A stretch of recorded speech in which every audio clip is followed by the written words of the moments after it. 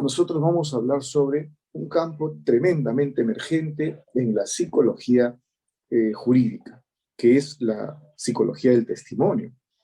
La psicología del testimonio, hoy por hoy, es uno de los campos no solo más trabajados, sino también más necesitados en el campo judicial. Los operadores de justicia demandan al psicólogo la experticia, su experticia en este campo para poder tener un pronunciamiento, digamos, y ser considerado prueba.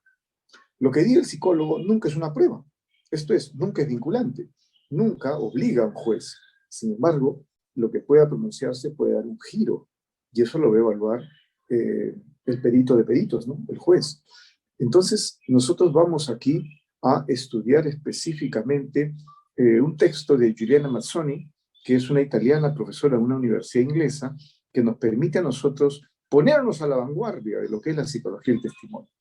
Este librito ha sido compartido por un amigo que hizo un curso en la Universidad de Girona sobre derecho constitucional, en fin, y entonces me lo envió. Así que yo aprovecho en compartirles a ustedes este texto de Giuliana Mazzoni, muy interesante, ¿no? En la sesión siguiente, nosotros vamos a hablar sobre el abuso sexual.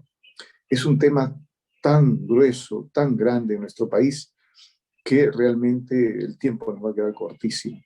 Pero nosotros le daremos un enfoque clínico, como es el que nos interesa, porque pues, estamos en psicología, ¿no? Y dentro del enfoque clínico, nosotros vamos a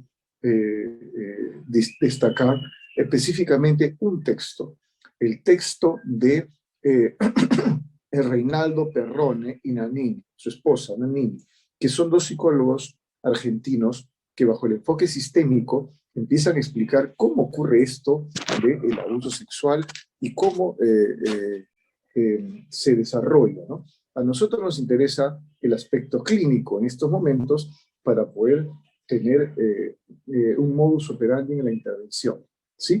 Así que eso lo vamos a tener en la sesión 11. En la sesión siguiente, nosotros vamos a hablar sobre la psicología penitenciaria. La psicología penitenciaria es una psicología bastante maltratada, ¿no? Es una psicología maltratada. ¿Por qué maltratada? Porque todos tenemos ya un antejuicio sobre lo que queremos y creemos en esta psicología, que no existe. Algunos le dicen que no existe, otros dicen que no es útil, que no tiene nada de productivo, que es un fracaso, en fin, son formas de entender a la pobre y triste psicología penitenciaria, pero que nosotros acá lo abordaremos desde un punto de vista institucional, clínico también, para hablar sobre ello. ¿Qué quiero decir institucional? Pues hablaremos sobre los programas que existen dentro del Instituto Nacional Penitenciario, que son programas en donde se invierten millones de soles, millones de soles. Y desde el punto de vista clínico, pues diremos cuál es el impacto que tiene vivir en cárcel. ¿Tiene un impacto? Pues desde luego que sí, tiene un impacto, ¿no? Alguien que egrese de la cárcel después de 6 meses no sale igualito. Y un ejemplo muy sensible lo tenemos en, por ejemplo, la capacidad de decibeles que tiene el oído de quien egresa en el penal. No es el mismo, sale con una capacidad inferior, ¿no? Porque los ruidos dentro de la cárcel se filtran y tiene unas paredes tan grandes que no hace que se dañen los oídos de los delincuentes, ¿no? Lo mismo pasa, por ejemplo, con la capacidad de discriminación visual.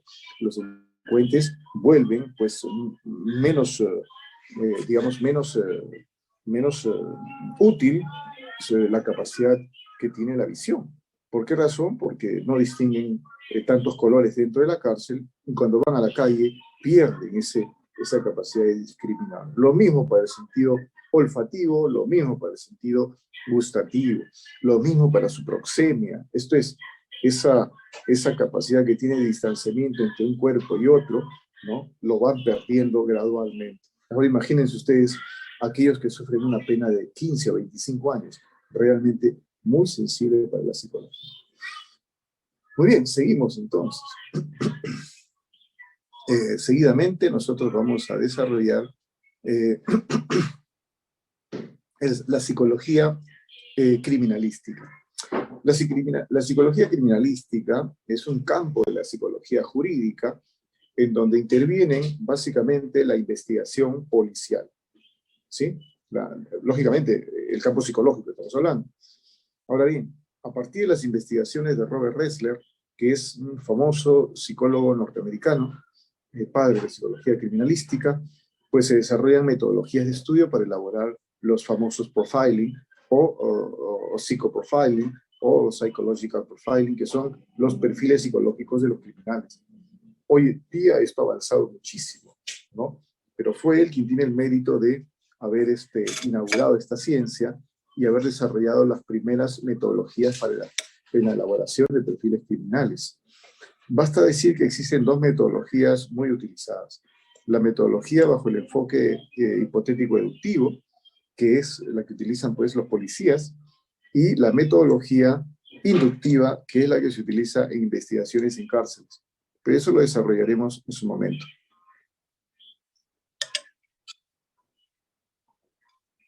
Seguidamente, nosotros nos vamos a detener en la penúltima sesión,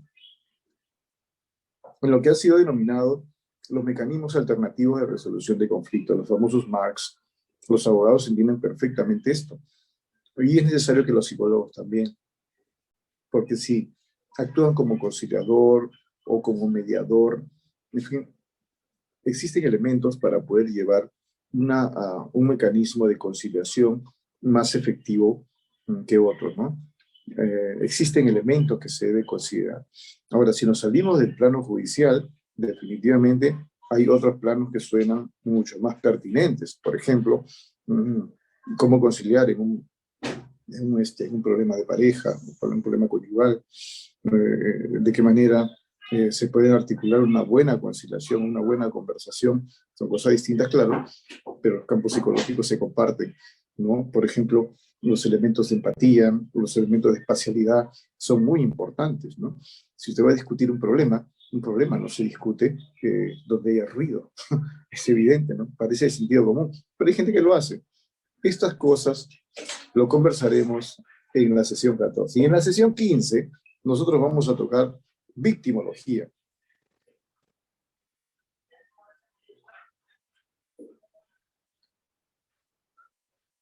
La victimología,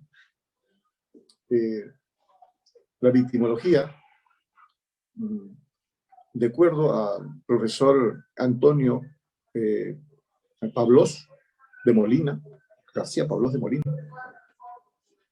forma parte de la criminología.